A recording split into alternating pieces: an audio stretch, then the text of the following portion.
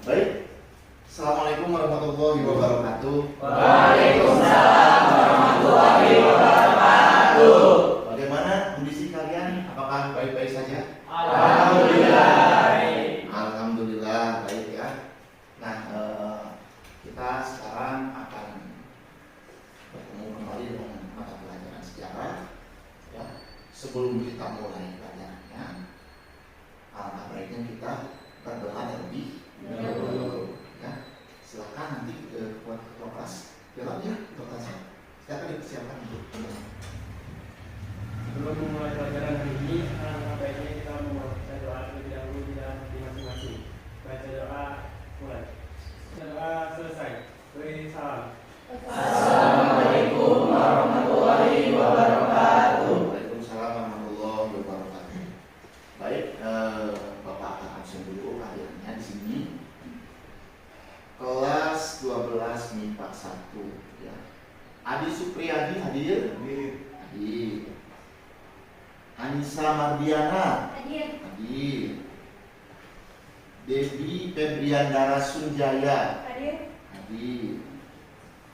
Delon Andriana Ramadan? Pria Gita Cahyani? Nah, baik ya. Hadir semua di sini. Sebelum Bapak mulai, Bapak akan cek dulu nih kebersihannya gimana nih. Tiketnya rajin nggak? Alhamdulillah ya. Ini alhamdulillah kondisinya juga seragamnya bagus ya. Tidak ada yang tidak rapih ya. Sekarang Bapak akan menyampaikan apa sih pentingnya mempelajari sejarah itu? Sejarah itu penting nggak menurut kalian? Kita mempelajari sejarah hari ini tentunya untuk mengenal karakter bangsa kita. Seperti apa yang dikatakan oleh Bung Karno, jas merah, jangan sekali-kali meninggalkan sejarah. Sejarah itu penting untuk mengenal karakter bangsa kita. Saking pentingnya sejarah, ada orang yang bilang bahwasanya untuk menghancurkan sebuah negara itu hapuskanlah ingatan sejarah. Ada orang yang mengatakan seperti itu. Jadi Bapak harap ini kalian harus betul-betul mempelajari ini dengan baik, ya, karena ini penting seperti itu. Nah, apa yang kita akan pelajari hari ini? Apa yang menjadi tujuan pembelajaran hari ini? Ya, kita lihat di sini. Nah, hari ini kita akan membahas tentang lahirnya Orde Baru. Minggu kemarin kita bahas apa? Gerakan 30 September. Nyambung nggak dengan ini? Nyambung ya. Karena gerakan lahirnya Orde Baru ini terjadi setelah peristiwa gerakan 30 September. Nah, seperti itu. Dan yang menjadi tujuan pembelajaran kita pada pertemuan kali ini adalah yang pertama, di sini kalian harus bisa menjelaskan secara singkat kondisi politik dan ekonomi Indonesia pada tahun 1965-1966 dengan tepat 80% ya. Kemudian mengkaitkan, jadi yang ini dikaitkan ya, mengkaitkan kondisi politik dan ekonomi Indonesia pada tahun 1965-1966 dengan lahirnya Orde Baru dengan tepat 80%. Kemudian yang ketiga, menyajikan hasil penalaran mengenai keterkaitan kondisi politik dan ekonomi Indonesia tahun 1965 dengan lahirnya Orde Baru dalam bentuk tulisan dengan baik. Ya, bisa dipahami tujuannya ya. Ini yang harus kalian capai dalam pertemuan hari ini. Gitu ya. Oke. Sebelum Bapak masuk ke materi, Bapak ingin tanya dulu nih ke kalian. Siapa di sini yang tahu nama-nama presiden yang pernah menjabat di Indonesia? Coba. Baik, Delon. Siapa? Sebutkan saja. Soekarno. Apalagi? Soeharto. Habibie. Abdurrahman Wahid atau Presiden Gus Dur, ya. Siapa lagi? Megawati. Presiden SBY atau Susilo Bambang Yudhoyono. Kemudian Presiden Joko Widodo. Oke, bagus. Terima kasih, Delon ya. Sekarang Bapak tanya lagi. Menurut kalian bagaimana cara peralihan kekuasaan di antara para presiden tersebut? Dengan pemilu. Contoh, ada yang bisa kasih contoh nggak? Pemilu, misalnya presiden. Kemarin itu terakhir kita melaksanakan tahun berapa? 2019. Bagaimana itu Presiden Jokowi ternyata terpilih kembali oleh masyarakat Indonesia ya, kembali dipercaya untuk memimpin Indonesia. Sebelumnya tahun 2014 ya itu dari Presiden SBY ke Presiden Jokowi, itu kan lewat pemilu ya. Tapi menurut kalian ini kaitannya dengan apa yang kita bahas sekarang ya? Peralihan kekuasaan dengan cara metode pemilu ini pernah dilakukan dari sejak dulu atau baru-baru sekarang zaman Orde Reformasi? Kalau zaman Soekarno ke Soeharto tadi seperti yang disebutkan oleh Delon, apakah itu kemudian pakai pemilu juga? Kayaknya enggak. Kayaknya ya. Masih yakin apa kalian? Nah ini akan kita bahas nanti ya. Kita akan perdalam lagi tentang peralihan kekuasaan dari Presiden Soekarno ke Presiden Soeharto tersebut. Oke. Kita langsung masuk aja nih ke materi ya. Coba. Ini ada gambar. Siapa ini? Ini Presiden Soekarno. Yang ini Soeharto. Nah, ini yang ini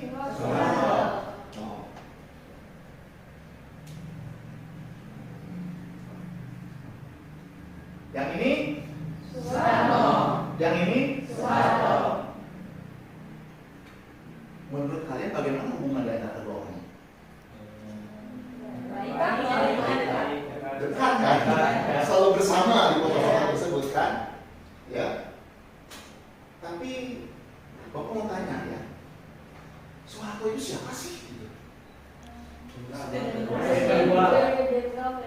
Jenderal TNI, Presiden kedua. Oke, bagus. Ngomong presiden, nih Bapak jadi ingin tanya lagi nih. Kenapa Soeharto itu kemudian bisa menjadi presiden menggantikan Soekarno? Padahal kan Soekarno sebelumnya kemarin sempat kita bahas di pertemuan sebelumnya, yang masih ingat nggak? Bahwa Soekarno ini ditetapkan menjadi presiden seumur hidup. Dan kalian juga tahu bagaimana wibawa seorang Soekarno di depan masyarakat Indonesia. Mungkin waktu kemarin kelas 11 kalian sudah pernah belajar dalam sejarah Indonesia bagaimana Soekarno memimpin pergerakan nasional pada era pergerakan nasional Indonesia. Bagaimana Soekarno dipercaya oleh masyarakat Indonesia untuk kemudian membacakan teks proklamasi kemerdekaan Indonesia. Kenapa rakyat bisa percaya kepada Soekarno? Karena wibawanya yang luar biasa. Ini wibawanya luar biasa. Ini gimana? Pertanyaannya kenapa? Ini kemudian bisa menggantikan ini. Soeharto bisa menggantikan Soekarno. Kira-kira kenapa ya? Lebih populer ini. Jenderal. Oke. Ya. Ini yang akan kita bahas sekarang ya. Kita akan bahas itu sekarang ya. Nah, sekarang kalian coba saksikan video berikut ini ya. Lebih jelas ke sini.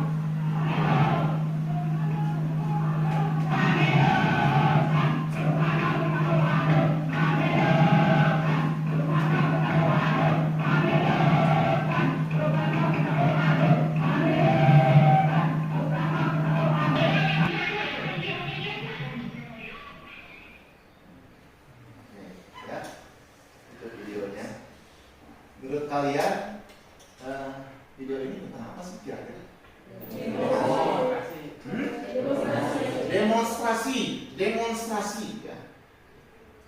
Demonstrasi kapan itu kira-kira terjadi? Tahun 1960-an ya, 60-an. Kira-kira menurut kalian ini terjadi bentrokan atau tidak waktu itu berdasarkan video ini? Ada bentrokan atau tidak? Tadi ada yang apa ya, ada yang digebukin gitu ya.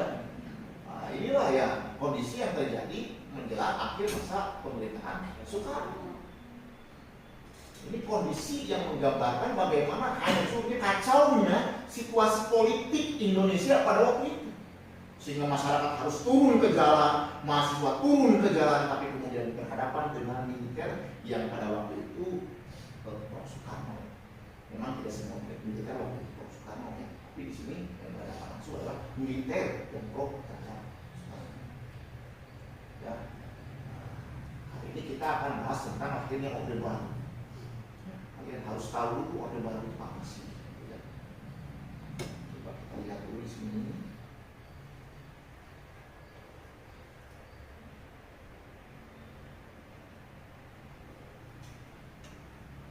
Orde Baru. Apa yang dimaksud dengan Orde Baru? Orde Baru berasal dari kata orde.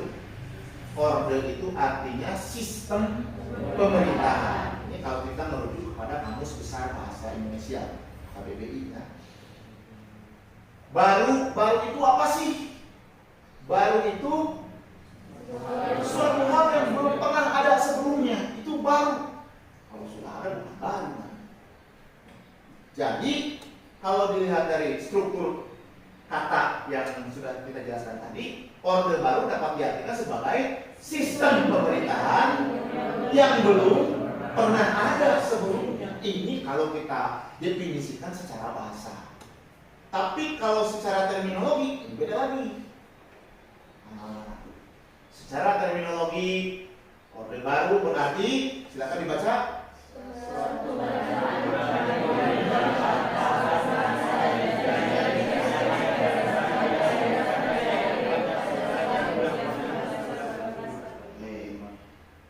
Baru berarti suatu penataan kembali kehidupan masyarakat, bangsa dan negara Indonesia yang didasarkan pada dasar negara, yaitu Pancasila dan Undang-Undang 1945.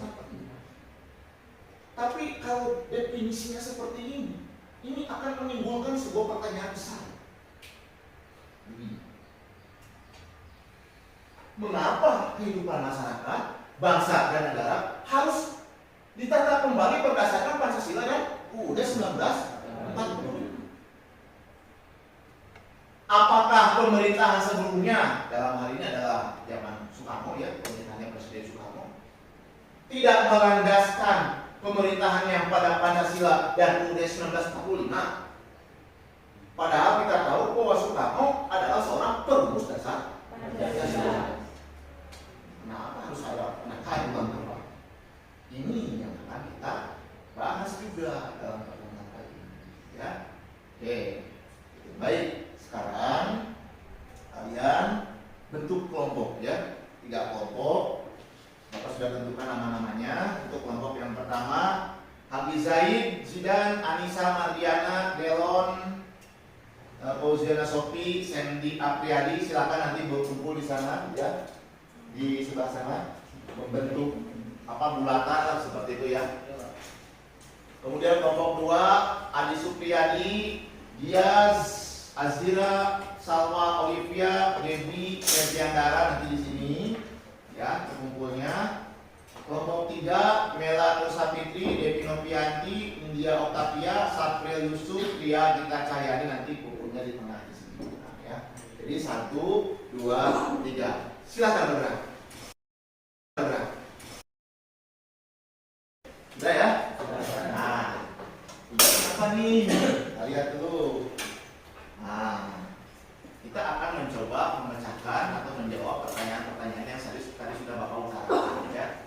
Kelompok yang pertama itu ini harus menjawab pertanyaan, mencari solusi atau jawaban. Mengapa Soekarno harus turun dari jabatannya sebagai seorang presiden?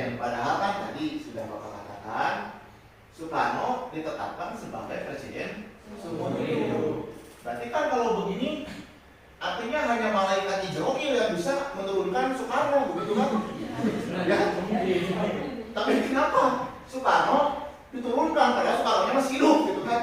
Sementara di sini ditetapkan sebagai presiden seumur hidup. Nah itu jawab ya, nanti cari jawabannya itu. Kelompok 2, mengapa Soeharto bisa menjadi presiden menggantikan Presiden Soekarno? Padahal kita tahu bahwa Soekarno adalah seorang tokoh besar di Indonesia, sementara Soeharto adalah seorang jenderal yang secara popularitas jauh di bawah Soekarno, lalu bahkan sesama jenderal ini seperti Nasution. Kenapa harus Soeharto sih gitu ya? Kemudian kelompok yang ketiga, nah ini, mengapa pada masa Orde Baru kehidupan masyarakat bangsa dan negara harus ditata kembali berdasarkan Pancasila dan UUD 45?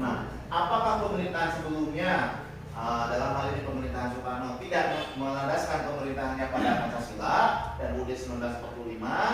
Padahal kita tahu bahwa Soekarno adalah seorang perumus dasar Pancasila. Ya, Bapak akan bagikan LKPD-nya. Nanti kalian jawaban dari pertanyaan-pertanyaan ini silakan kalian tuangkan di sini.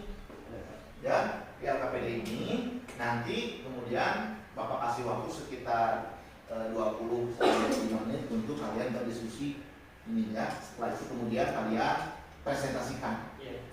Siap? Siap.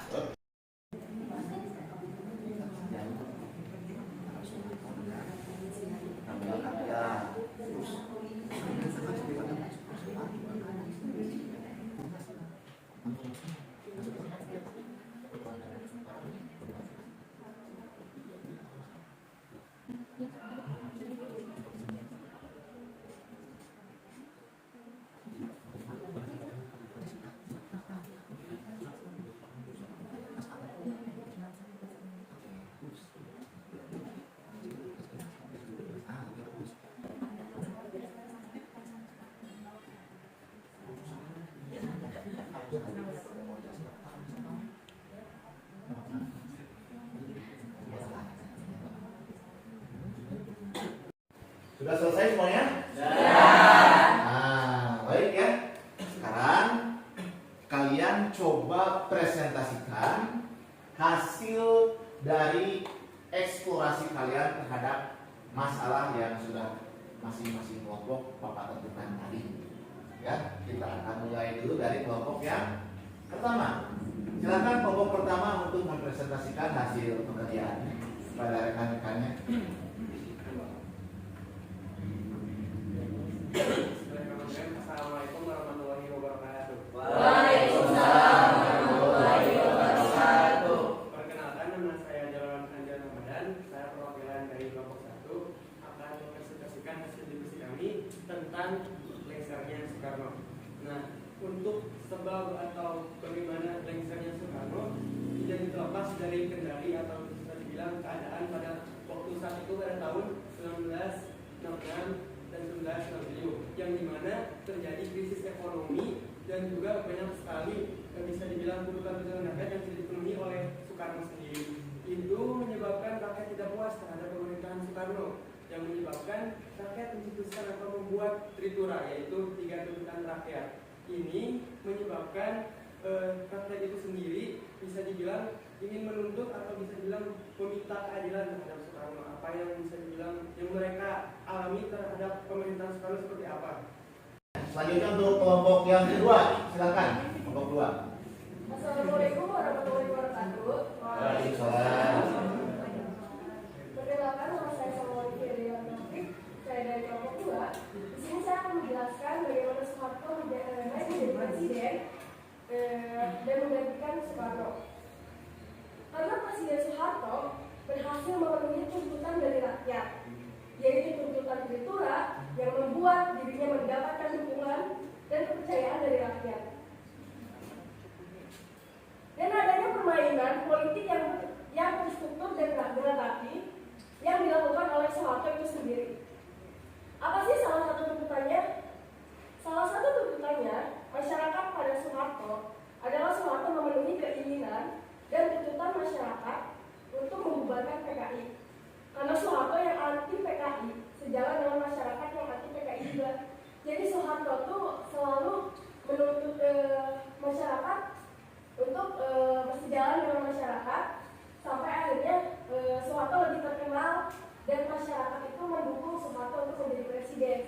Selanjutnya kita dengarkan sama-sama dari kelompok 3. Silakan. Bismillahirrahmanirrahim. Assalamualaikum warahmatullahi wabarakatuh. Waalaikumsalam warahmatullahi wabarakatuh. Sebelumnya, perkenalkan, nama saya Sambil Yusuf Maulana, perwakilan dari kelompok 3, ingin mempresentasikan mengenai mengapa pada masa Orde Baru kehidupan masyarakat, bangsa dan negara harus ditata ulang kembali kepada pelaksanaan kemurnian Pancasila dan Undang-Undang Dasar 1945. Padahal Soekarno yang memerintah sebelumnya adalah seorang perumus Pancasila yang tidak mungkin untuk tidak menerapkan Pancasila. Jawabannya adalah Pancasila diterapkan, tetapi pada masa Soekarno Pancasila merupakan suatu kumpulan dari nas, a, dan juga kom. Itulah alasan mengapa Pancasila tidak murni lagi. Perbedaan ideologi yang menjadi melenceng ideologi Pancasila dengan Nasakom jelas-jelas berbeda. Kepanjangan Nasakom adalah nasionalis, agama, dan komunis. Soekarno menyatakan bahwa Nasakom merupakan perwujudan Pancasila dan Undang-Undang Dasar 1945 dalam politik. Dalam pernyataan pada peringatan HUT RI tahun 1961, siapa yang setuju kepada Pancasila harus setuju kepada Nasakom, begitu pun sebaliknya. Dengan demikian sangat jelas bahwa konsep Nasakom ini didorong oleh PKI, dan menurut Soekarno juga konsep Nasakom adalah politik jalan tengah. Pancasila dan Nasakom adalah masa depan untuk Indonesia. Terima kasih. Wassalamualaikum warahmatullahi wabarakatuh. Waalaikumsalam warahmatullahi wabarakatuh. Baik, tepuk tangan untuk kelompok 3. Terima kasih kepada Sapri yang sudah mempresentasikan hasil pekerjaannya. Sekarang Bapak akan buka sesi tanya jawab. Di mana di sini kita tidak perlu banyak pertanyaan ya, karena waktunya juga sudah mepet. Cukup satu pertanyaan aja dari pihak perwakilan kelompok. Di mana kelompok 1 nanti bertanya ke kelompok 2, kelompok 2 kemudian bertanya ke kelompok 3, dan kelompok 3 bertanya kepada kelompok 1. Baik. Untuk mengawali sesi tanya jawab ini, Bapak akan persilakan kepada kelompok 1 untuk bertanya kepada kelompok 2. Silakan.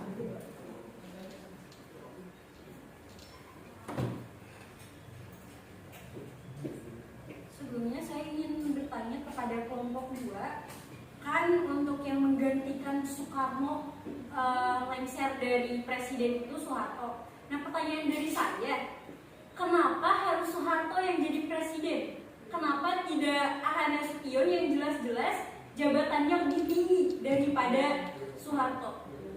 Dan popularitasnya juga lebih populer Ahmad Nasution daripada Soeharto. Mungkin saja. Terima kasih. Assalamualaikum warahmatullahi wabarakatuh. Waalaikumsalam warahmatullahi wabarakatuh. Perkenalkan, nama saya Devi Novianti dari perwakilan dari kelompok 3. Di sini saya ingin bertanya kepada kelompok 1, yaitu kenapa Presiden Soekarno mengalami krisis Bezaz atau krisis kewibawaan. Terima kasih. Assalamualaikum warahmatullahi wabarakatuh. Waalaikumsalam. Jawab pertanyaan dari kelompok 2. Ya. Enggak. Assalamualaikum warahmatullahi wabarakatuh. Waalaikumsalam.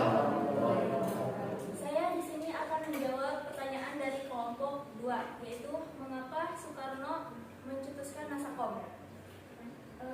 Jawaban saya adalah karena hubungan politik, yaitu kedekatan antara Soekarno dengan PKI terjalin karena PKI selalu mendukung kebijakan Soekarno. Pemikiran Soekarno pun dipengaruhi oleh PKI, maka dari itu Soekarno langsung membuat Nasakom. Sekian dari saya, mungkin itu jawaban dari saya. Mungkin ada tambahan dari kelompok Ya, barangkali ada tambahan mungkin dari anggota kelompok atau kelompok yang lain. Oh, enggak ya? Ya, nama. Jadi untuk kesimpulannya di sini Presiden Soekarno ingin merangkul dan ingin menyatukan negara Indonesia ini yang pada dasarnya nasionalis, ingin digabungkan dengan PKI yang komunis itu sendiri. Seperti itu. Ya, oke. Baik, terima kasih. Wassalamualaikum warahmatullahi wabarakatuh. Waalaikumsalam warahmatullahi wabarakatuh. Assalamualaikum warahmatullahi wabarakatuh. Saya dari kelompok 2 menjawab pertanyaan dari kelompok 1, yaitu kenapa Ahmad Nasution tidak menjadi presiden dan lebih ke Soeharto yang menjadi presiden. Ada dua hal. Yang pertama, karena yang pertama itu Ahmad Nasution itu sudah menjabat menjadi ketua MPRS pada waktu itu. Yang kedua, yang seperti saya sudah jelaskan tadi, Soeharto itu lebih banyak, dia lebih pintar, lebih cerdas untuk mengambil hati masyarakat, untuk mengambil alih kemauan masyarakat, untuk mengambil semua apa yang dimau masyarakat, untuk menjadikan masyarakat itu mendukung kepada Soeharto. Jadi itu penyebab Soeharto menjadi presiden. Mungkin akan ada yang mau ditambahkan? Tidak, cukup. Kalau cukup dari kelompok 1? Terima kasih. Wassalamualaikum warahmatullahi wabarakatuh. Assalamualaikum warahmatullahi wabarakatuh. Di sini saya akan menjawab pertanyaan dari kelompok 3 yang bertanya kenapa Presiden Soekarno mengalami krisis gedang atau krisis kewibawaan. Krisis gedang yang terjadi pada Presiden Soekarno karena Soekarno tidak memenuhi tuntutan rakyat, dan hal tersebut memicu terjadinya krisis gedang atau krisis kewibawaan terhadap Presiden Soekarno itu sendiri, dan hal tersebut juga yang membuat turunnya Presiden Soekarno dari jabatannya dan digantikan oleh Presiden Soeharto. Dan itu sekian dari saya. Terima kasih. Wassalamualaikum warahmatullahi wabarakatuh.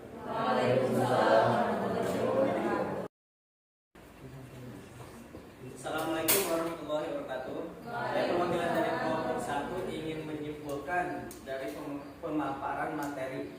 Jadi kesimpulan lengsernya Soekarno ialah karena adanya beberapa peristiwa atau pemicu seperti terjadinya gerakan 30S, adanya krisis ekonomi yang memburuk, terbentuknya Front Pancasila, munculnya Tritura, adanya Super Smart, dan tuntutan rakyat untuk membubarkan PKI.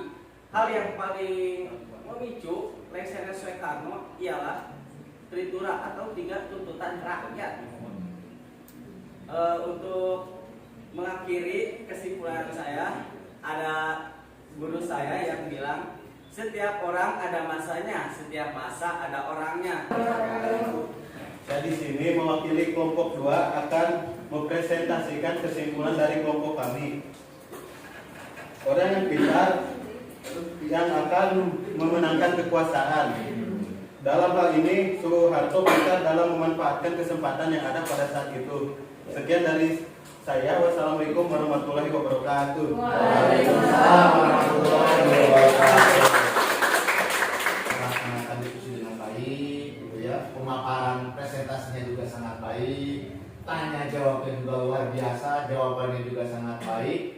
Ya, Bapak hanya ingin menguatkan saja bahwasannya kita bisa lihat dari apa yang kita pelajari hari ini, kita bisa ambil hikmahnya bahwasannya di dalam politik itu tidak ada kawan yang abadi, tidak ada lawan yang abadi hanyalah kepentingan. No eternal friends, no eternal enemies, but the only one is the interest. Kalian bisa saksikan bagaimana Soekarno dengan Soeharto dalam foto-foto yang tadi sudah Bapak tayangkan, begitu dekat beliau ini. Bagaimana Soeharto selalu mendampingi Presiden Soekarno. Tapi ternyata maka sejarah menunjukkan bahwa Soeharto lah yang kemudian harus menggantikan Soekarno. Sebelum ditutup, silakan untuk ketua kelas untuk kemudian mempersiapkan untuk berdoa. Silakan. Perhatian, sebelum